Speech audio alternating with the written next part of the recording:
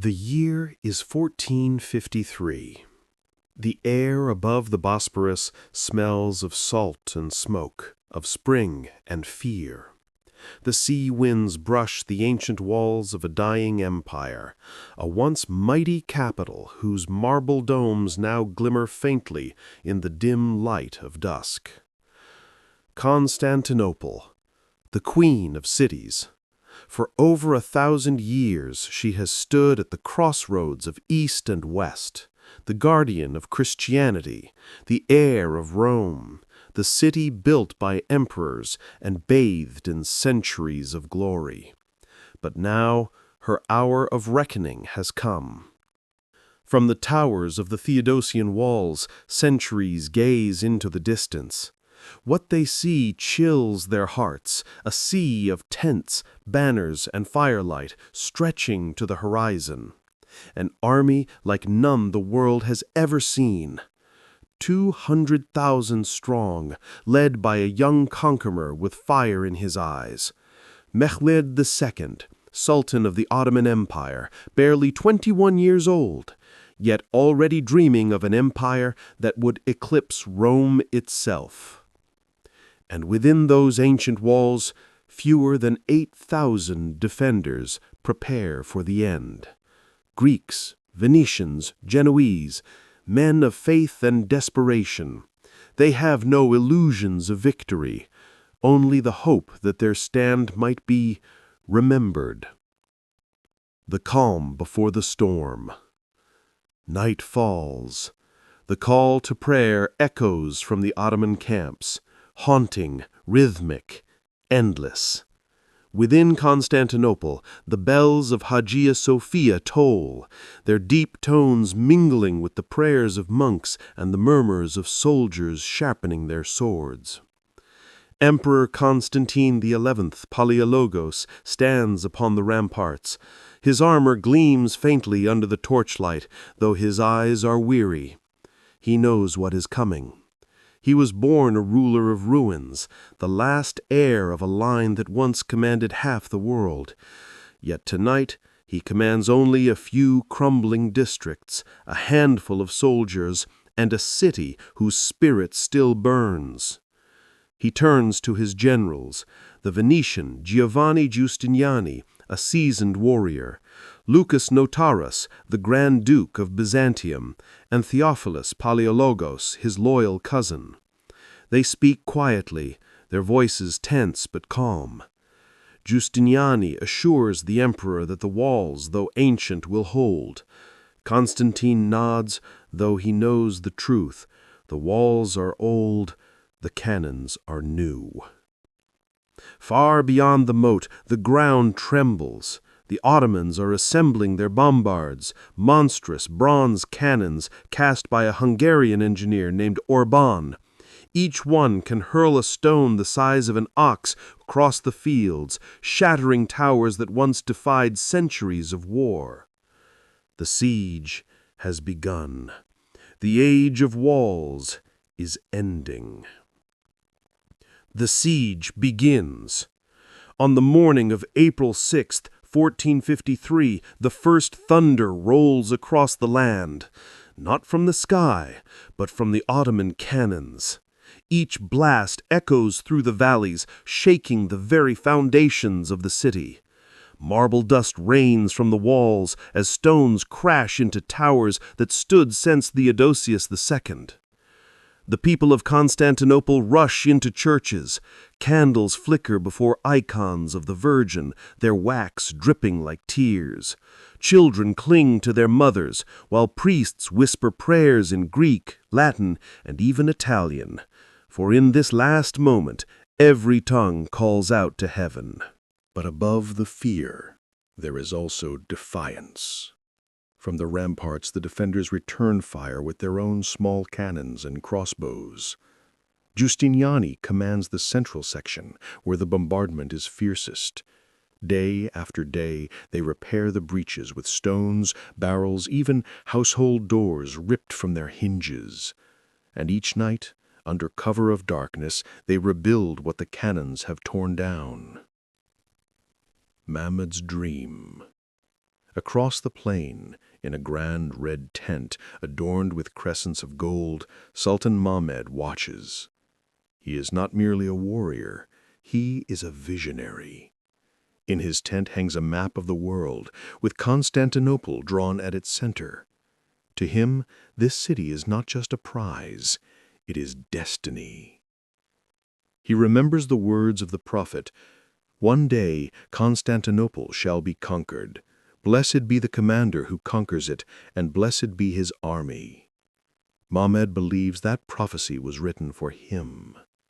He rides through his camp at dawn, speaking to his men, Turks, Arabs, Persians, Serbs, even mercenaries from distant lands. They cheer as he passes, their faith unshaken. They are promised gold, glory, and paradise. Before them stands the city that has defied Islam for 800 years. Now they believe the gates of the West will open. Inside the dying empire.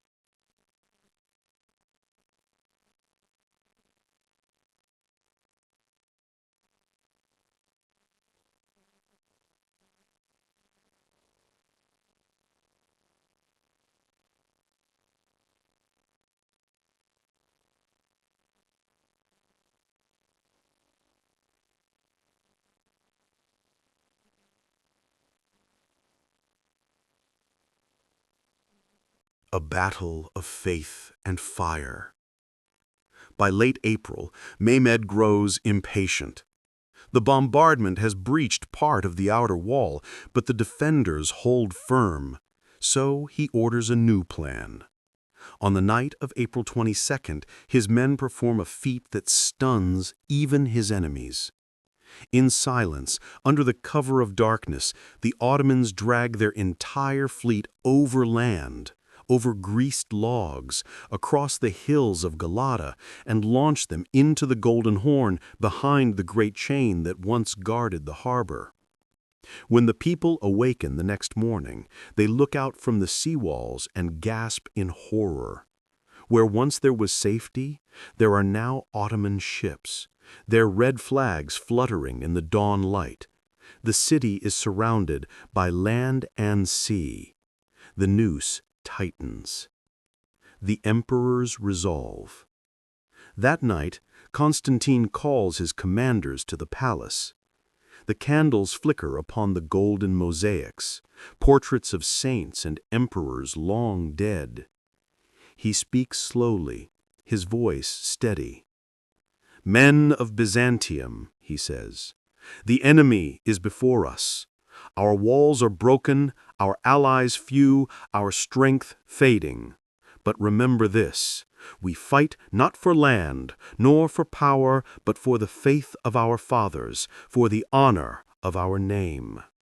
If this city must fall, let it fall with her banners flying." There is silence, then murmurs of assent. Even the hardened mercenaries bow their heads. They know they stand on the edge of history.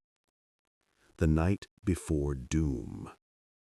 May 28th, 1453. The last night.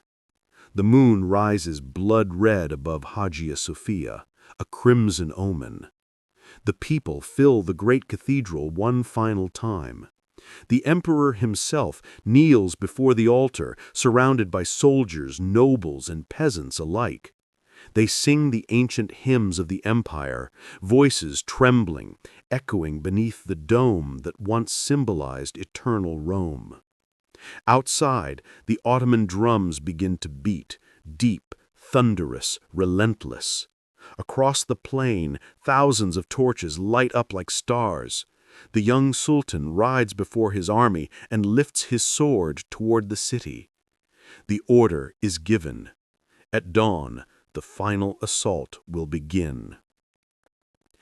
The final assault, when the walls trembled. The night deepens. Across the fields beyond the walls, the campfires of the Ottoman army burn like a sea of flame. The murmurs of thousands of men preparing for dawn rise like a storm tide. Drums pound. The wind carries the scent of pitch and iron, of sweat and fear. Inside the city, torches flicker along the ramparts.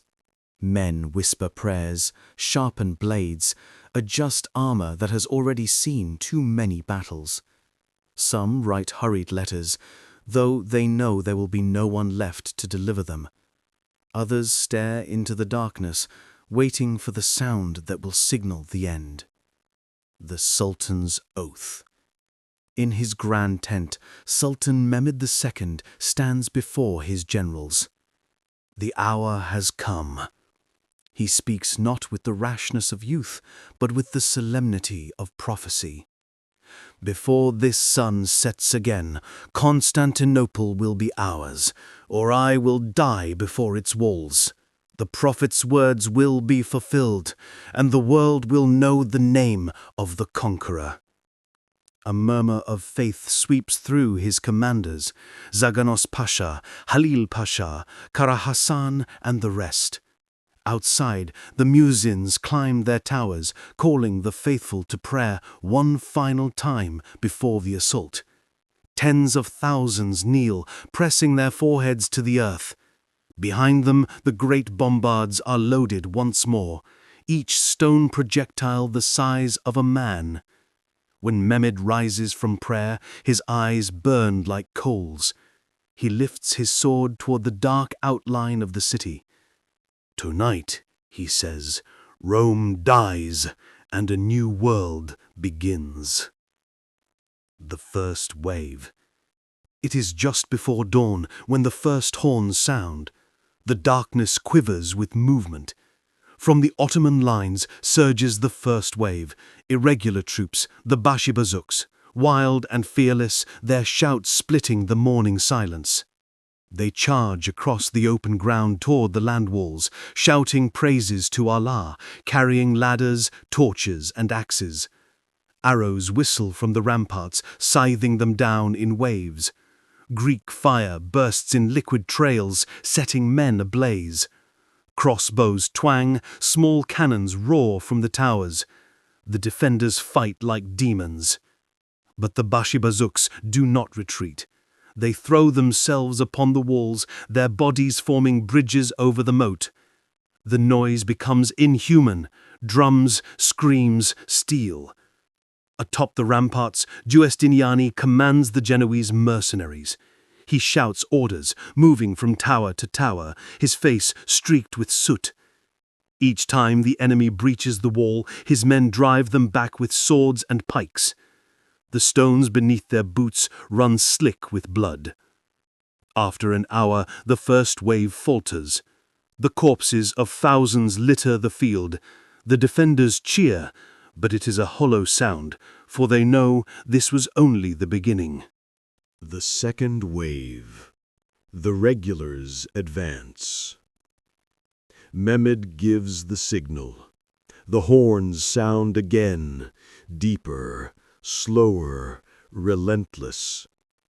Now comes the second wave, the disciplined soldiers of the Anatolian and Rumelian divisions. Their armor gleams under the rising sun. They move in formation, shields interlocked, ladders lifted high. Behind them, cannon fire pounds the walls. The earth shakes with every blast. The defenders fight back with everything they have left.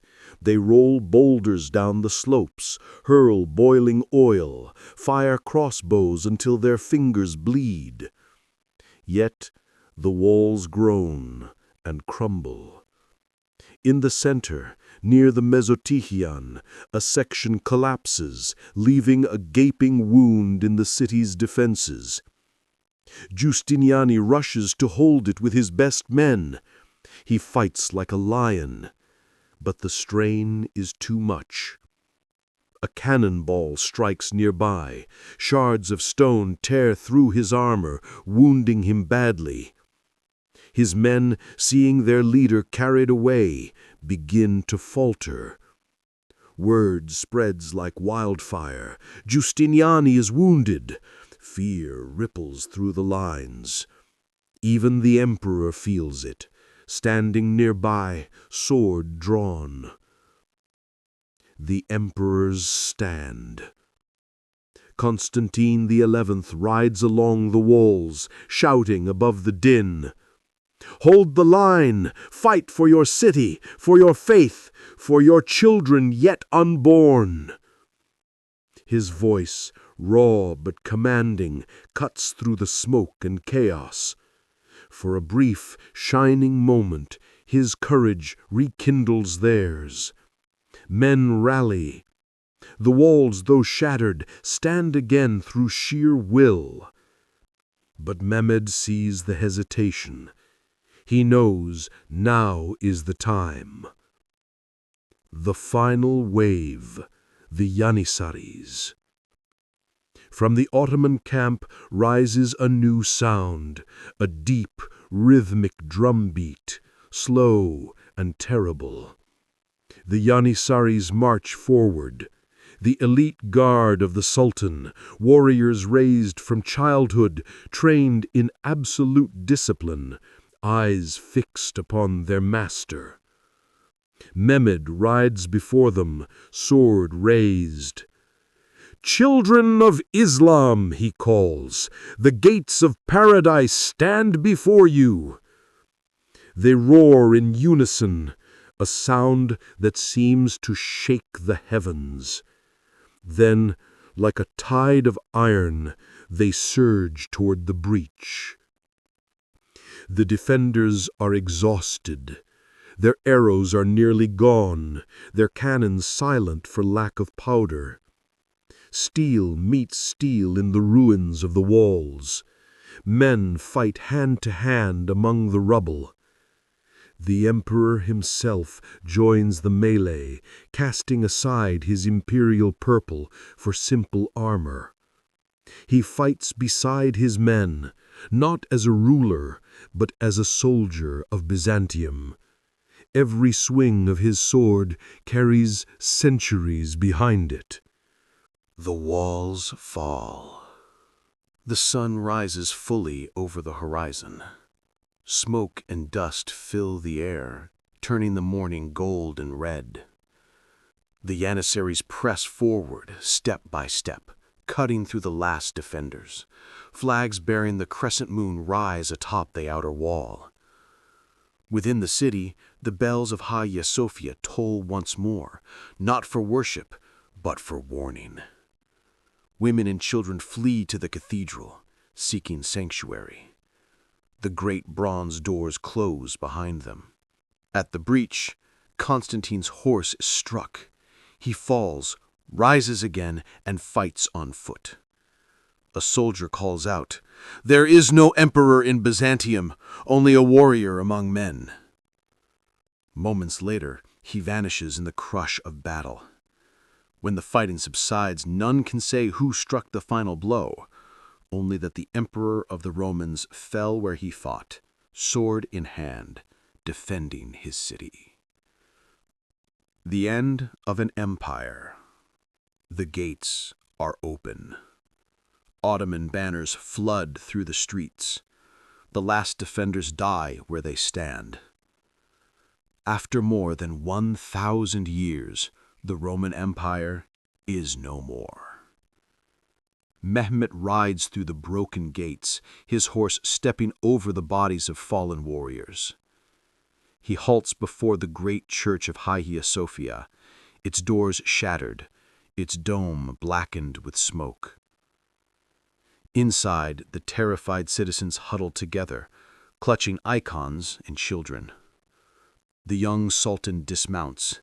He looks up at the vast dome, whispers a prayer, and gives the order. "Let none harm this place.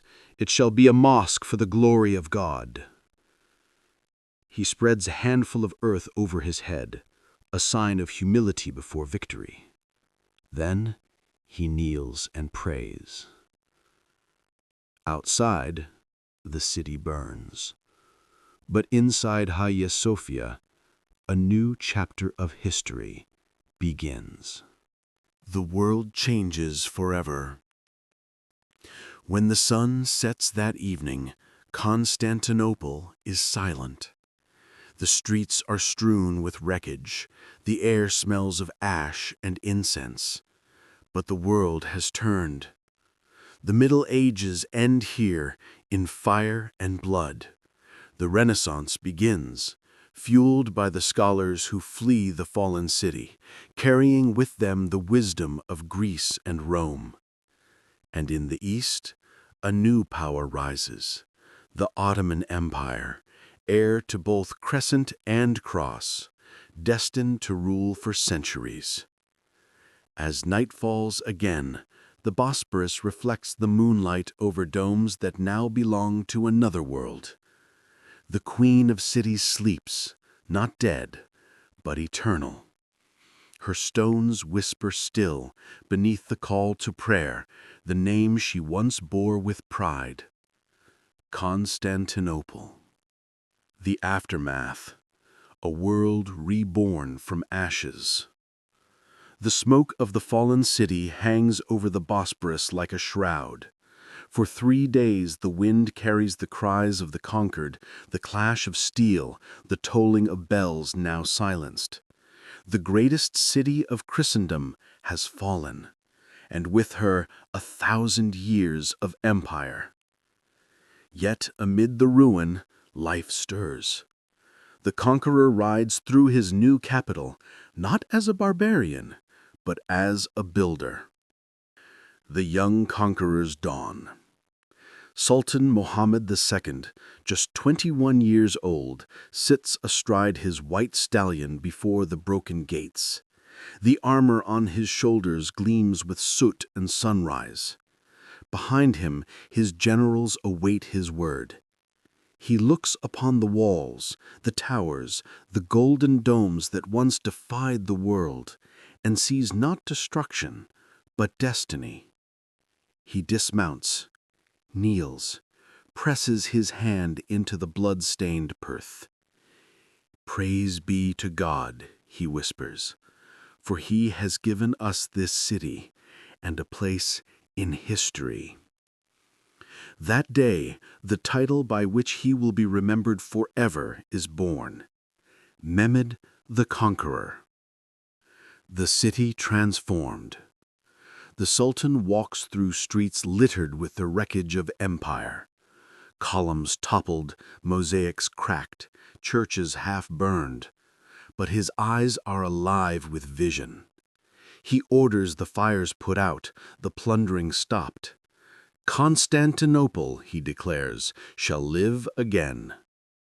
He summons architects, scholars, poets, and merchants from across his empire. He commands the rebuilding of the city, not as the seat of Byzantium, but as the heart of Islam. He renames it Constantinia. Yet in his heart, he knows it is more than a new city. It is a bridge between worlds. The great cathedral Hagia Sophia becomes a mosque. The muezzins climb its towers and call the first adhan over the city that once echoed with the hymns of Rome. For the first time, the name of Allah rises above the domes that had seen only the cross for a millennium. But Mehmed does not destroy.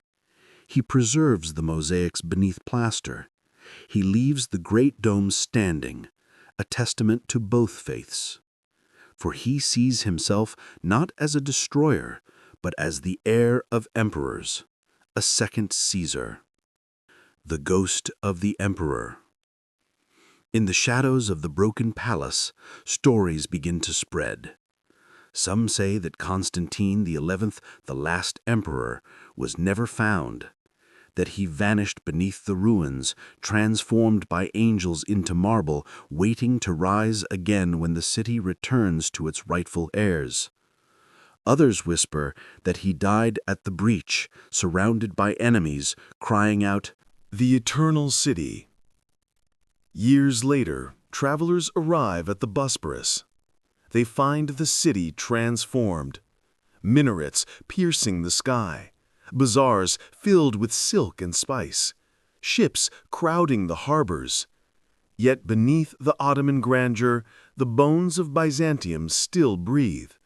Roman arches, Greek columns, mosaics that glimmer through plaster. History layered upon history. And in the quiet hours of dawn, when the fog rolls off the sea, some swear they can hear it. The faint tolling of a bell that no longer exists. The echo of a prayer in a language long vanished. And the voice of a king whispering from beneath the stones. Remember us, for we were the light before the darkness. Epilogue. The last night remembered. Centuries pass. Empires rise and fall. Yet the story of that night, the last night of Byzantium, endures. It is told by historians, by poets, by dreamers who stand upon the city walls and imagine the glow of torches that once surrounded them. For the fall of Constantinople was not merely the end of a city. It was the turning of an age, the passing of an empire that had carried the flame of Rome through 1,000 years of storms. And though that flame was extinguished, its embers lit the world anew. Even now, when the sun sets over Istanbul and the Bosporus turns to gold, the wind carries whispers of the past, of emperors and sultans, of prayers and battles, of glory and loss. The Queen of Cities sleeps beneath 1,000 names, but in every stone, in every shadow, in every echo of her ancient heart, Byzantium still lives. The rise of a new empire. The year is 1453, and the fires of Constantinople still smolder. Smoke drifts through streets where the voices of merchants once rose like music. But amid the ruin, something begins, quiet, deliberate, unstoppable, the rebirth of an empire. The morning after. At dawn, the Sultan rides once more through the streets of his conquered city. The light cuts through the haze, painting the broken domes and blackened columns in shades of gold. The marble glistens wet with dew and ash. Mehmed dismounts before the Church of the Holy Apostles, burial place of emperors. Its doors hang open, its altars stripped, its mosaics shattered. He steps inside. The silence feels heavy, not with fear, but with memory. He looks upon the empty sarcophagi, the faded frescoes, and murmurs, "The Romans built this city for eternity. I shall build upon their bones." He orders the church rebuilt, not as a cathedral, but as a mosque for the martyrs who fell in battle. And then he walks to the ruined forums where the statues of Constantine and Justinian lie toppled. The conqueror looks at their broken faces and whispers, "Your empire is gone. Mine begins." The dream of Mehmed. For the world, the siege of Constantinople had ended. For Mehmed, it had just begun. He sees the city not as spoils, but as the heart of civilization. To him, Constantinople is the Rome of the East, a city where East and West, Islam and Christianity could meet under one crown. He gathers engineers from Persia, scholars from Egypt, artists from Greece, and architects from Anatolia. They come to the Bosporus like pilgrims. The Sultan gives them a single order. Raise me a city worthy of the world. Soon cranes and scaffolds rise among the ruins. Streets are cleared, markets rebuilt. The old Byzantine palaces are restored as Ottoman courts. The skyline transforms. Where once the cross stood alone, now the crescent rises beside it. The call to prayer drifts through arches built by emperors long gone. History folds into itself, the past and present intertwined. The return of life. Weeks turn into months. The markets open again, filled with silk, spices, and silver. Merchants from every corner of the empire flock to the new capital. Turks, Greeks, Armenians, Jews, Arabs, Persians. Each brings with him the language and trade of a new world. The Sultan issues an edict. Let those who fled return. Let every faith find its place beneath my rule. Christians reopen their churches. Jews who were exiled from Europe find refuge here. Greek scholars are invited to teach in the Sultan's new schools. The city that had fallen in blood begins to breathe again, not as the capital of a dying empire, but as the beating heart of a living one. The building of Topkapi. Upon the ancient Acropolis, Mehmet orders a palace to be built, Topkapi, the Cannon Gate. It will be no marble monument like the palaces of Rome, but a city within a city. Courtyards, gardens, fountains, and golden halls overlooking the Bosporus. He walks the site each day, speaking with builders and scholars. He sketches plans with his own hand. Halls for poets, libraries for knowledge, observatories for the stars. An emperor's power, he says, is not measured by fear, but by learning. And so Topkapi becomes not just a palace, but a vision, a reflection of Mehmed himself, warrior, philosopher, dreamer. The call of empire. Beyond the city, the world stirs uneasily. In the courts of Europe, kings whisper the same name, Mehmed. They had thought him mere a prince of the East. Now they know he is something greater. From the Danube to the deserts his banners spread. The Balkans fall, the Aegean bows. Even Venice and Genoa, masters of the seas, tremble at his fleets. He is called Kaiser i Rum, Caesar of Rome. The title of emperors, long dead, now belongs to an Ottoman sultan. And though the world resists, none can deny the truth. Rome has been conquered not by barbarians, but by history itself. The ghosts of Byzantium. Yet even in triumph, shadows linger. At night, when the moonlight falls over Hagia Sophia, the Sultan sometimes walks alone through its vast hall. The candles flicker against the mosaics, now veiled but not forgotten. He feels the weight of the centuries pressing down. What is empire, he wonders, but the memory of those who ruled before? Sometimes he imagines he hears it, the faint echo of chanting in Greek, the tolling of bells from another age. And though he has turned this city into his own, he feels perhaps that he shares it with ghosts. A bridge between worlds. Years pass. The city thrives. Caravans from Asia pour into its bazaars.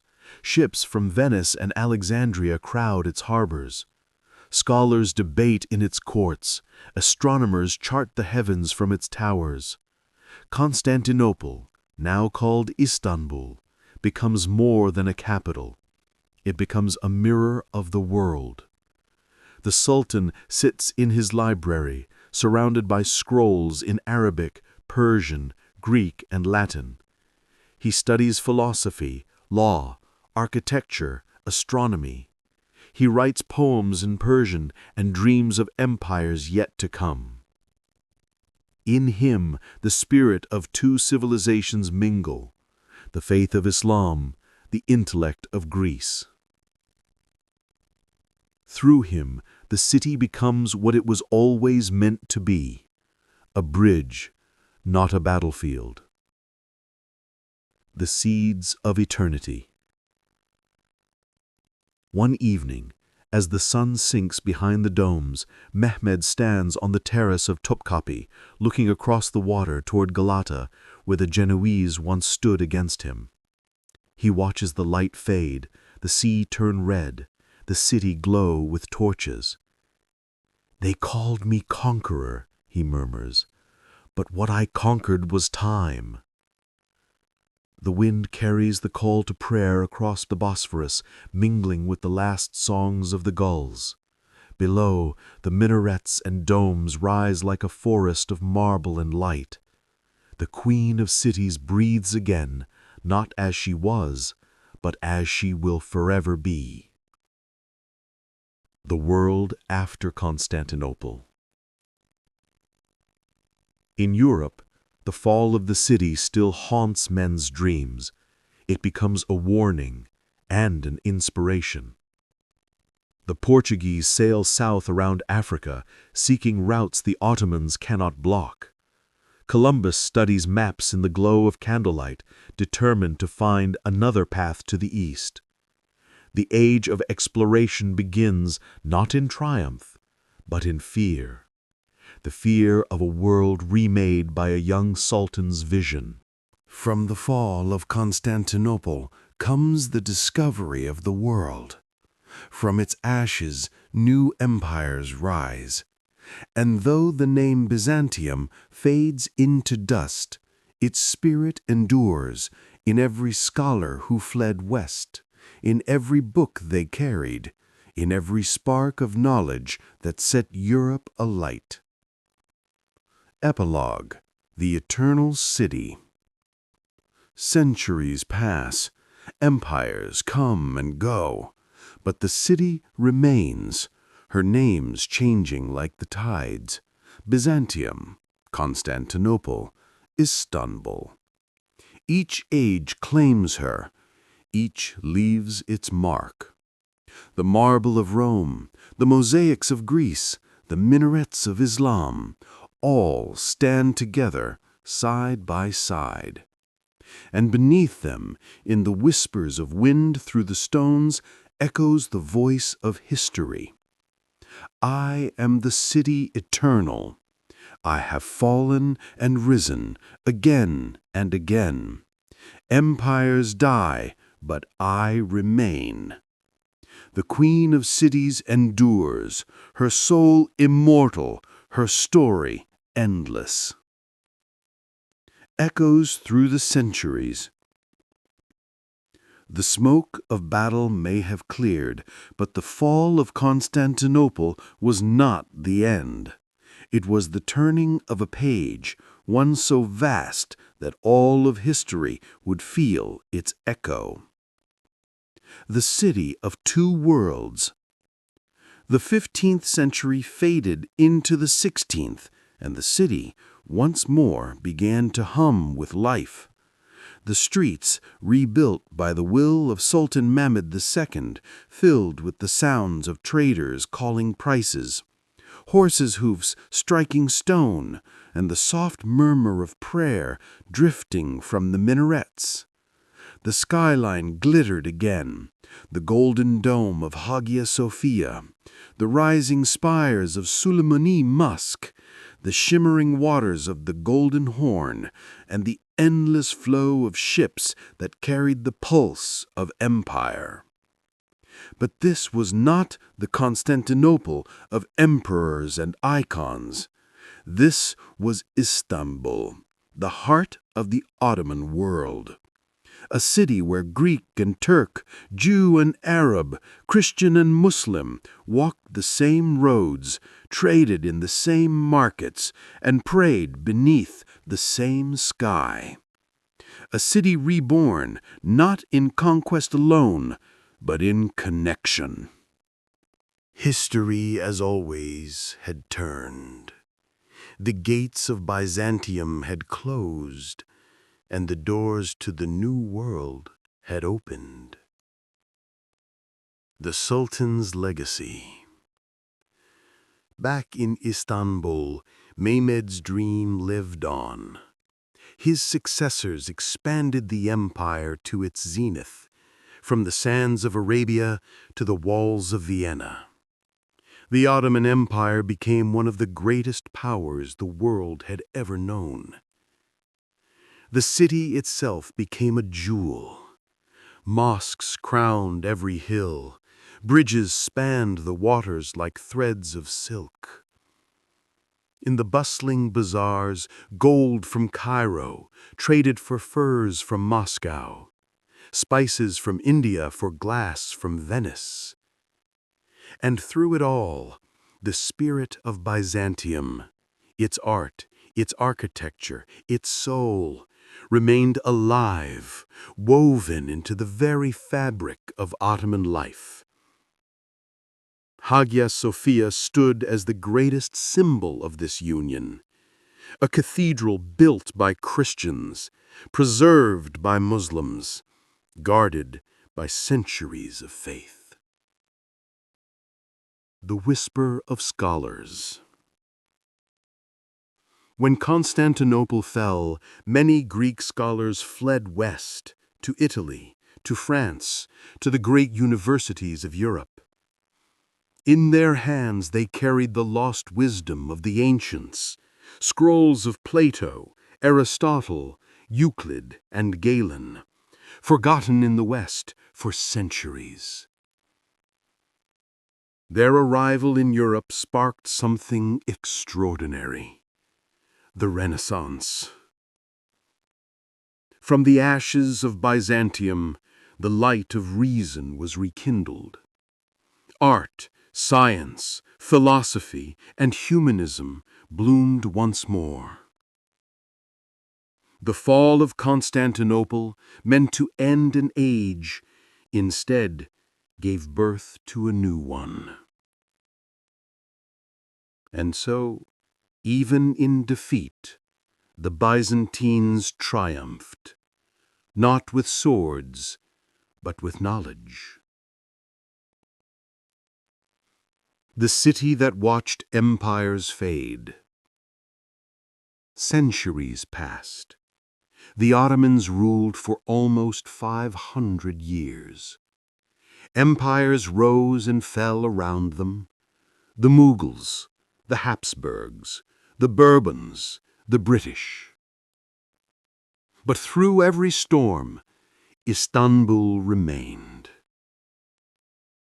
The city became the mirror of every age it lived through, changing, adapting, surviving. The clang of swords became the echo of cannon fire. The march of janissaries gave way to the hum of trains and the cry of factories.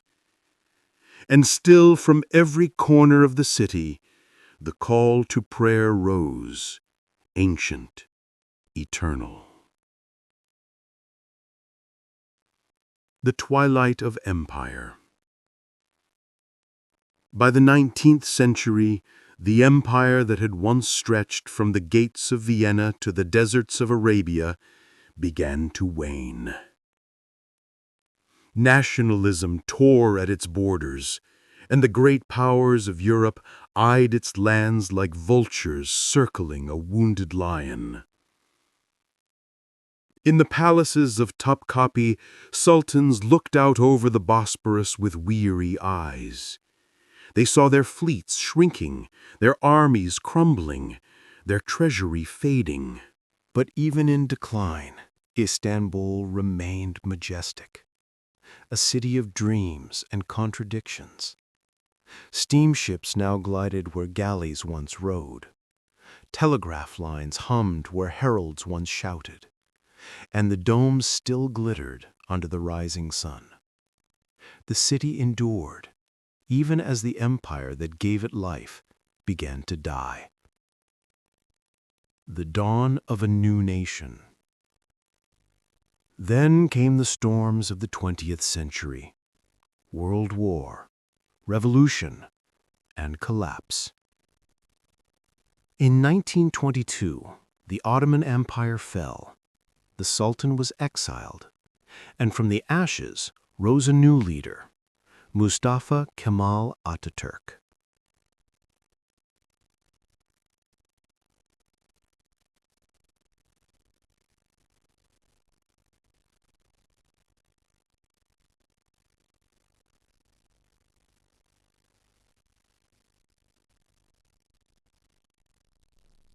Empires die, the city seems to say, but I remain. Byzantium fell. Rome fell. The Ottomans fell. But the city, the eternal city, lives on. Her heart beats in every story told, every prayer whispered, every soul that stands in awe beneath her golden light. She is no longer Constantinople, nor Byzantium, nor even Istanbul alone. She is all of them, the dream that will never die. The ghosts beneath the city. Night settles once more over the Bosporus. The moon hangs low, silver and watchful. The city sleeps, yet beneath its streets, beneath the stones laid by emperors and slaves, something stirs. The ghosts of Byzantium do not rest easily. Whispers in the basilica cistern.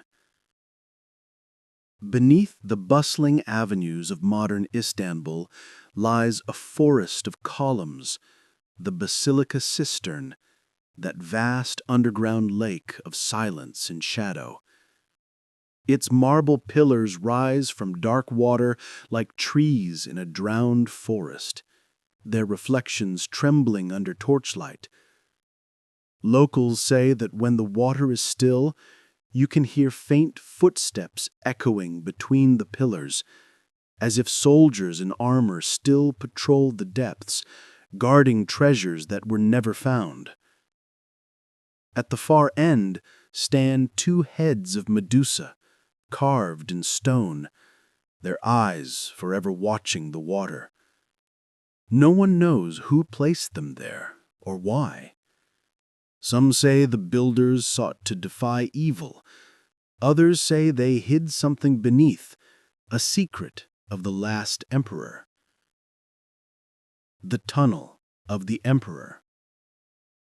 Legends tell that on the final night, when the Ottoman cannons shattered the walls and the city burned, Emperor Constantine XI Palaiologos vanished from sight.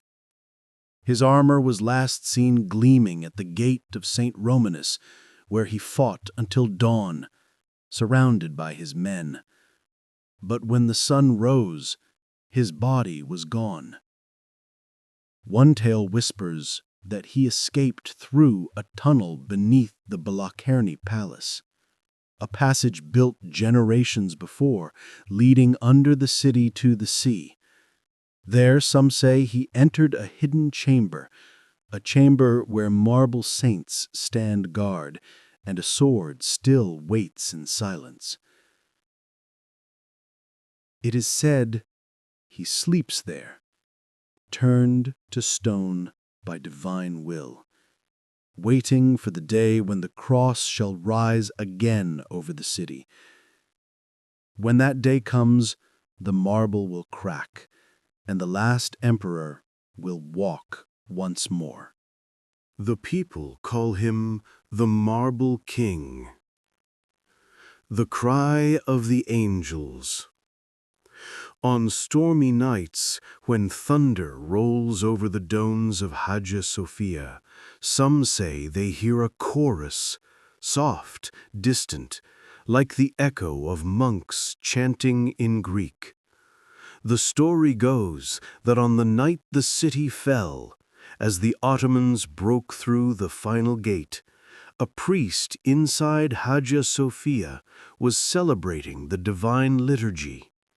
When the enemy burst through the doors, he took the chalice and the holy bread and walked calmly toward the altar wall. And then he vanished. The marble behind the altar opened, swallowing him whole, and closed again as if nothing had happened. The prophecy says that when the city becomes Christian once more, the wall will open and the priest will step out to finish the Mass he began 500 years ago. Even now, travelers swear they can see faint lights flickering behind that wall and hear the echo of a voice reciting ancient prayers. The hidden treasures. Beneath the old hippodrome, beneath layers of earth and time, lie tunnels sealed since the night of the fall. Rumor says they were filled with the riches of emperors, golden icons, jeweled crowns, relics of the saints, even the lance that pierced Christ's side. When the Ottomans entered the city, they found only dust and stone. The treasures were gone. Some believe they still lie hidden, buried deep beneath the Sultan Ahmed Square, guarded by curses written in forgotten tongues. Occasionally during construction, workers strike marble, ancient walls, fragments of statues, shards of gold leaf, and the whispers begin again. The ghosts of Byzantium stirring, reminding the living that the past sleeps lightly here. The Weeping Column. In the northern gallery of Hagia Sophia stands a single pillar known as the Weeping Column. Its surface is cool and damp, and a small hole is worn smooth by centuries of fingers. Pilgrims once believed that the moisture was the tears of an angel who watched the city fall and never stopped weeping. Others say the column holds healing powers. Touch it, make a wish, and the sorrow of Byzantium will listen. Even now, tourists press their thumbs into that stone, turning slowly, whispering prayers. Muslim, Christian, curious, all seeking a fragment of the city's eternal soul. The ghosts of the walls. Walk the line of the Theodosian walls at dusk, and you can feel it, the breath of centuries. Grass grows where soldiers once stood, and the stones bear the scars of cannon and flame. Locals speak of shadows there, armored figures seen against the moonlight, footsteps echoing where no man walks. Sometimes a single voice calls out, hoarse, desperate, always the same. Hold the gate for the empire. Then silence. Only the wind among the towers and the whisper of grass over forgotten graves. The lost bell of Hagia Sophia. One of the strangest tales says that on the night of the city's fall, the bells of Hagia Sophia were silenced. When the Turks entered, they melted them down. But one bell, the largest of all, was said to have been swallowed by the earth itself, to ring again only at the end of days. Old fishermen on the Bosporus still claim that on certain dawns, when mist covers the water, you can hear a faint sound rising from beneath the waves. Not metal, but memory. A single bell tolling for the empire that will never return. The keeper of the gate. In the quarter of the Golden Horn, an old man keeps watch near the ruins of an ancient gate. He has no name that he will share, but he tells stories to those who listen. He says that when the city fell, he was a soldier, struck down but never slain, condemned by fate to guard the city forever. He watches each generation pass, remembering every emperor, every sultan, every change of flag. The city is not ours, he says. We are hers.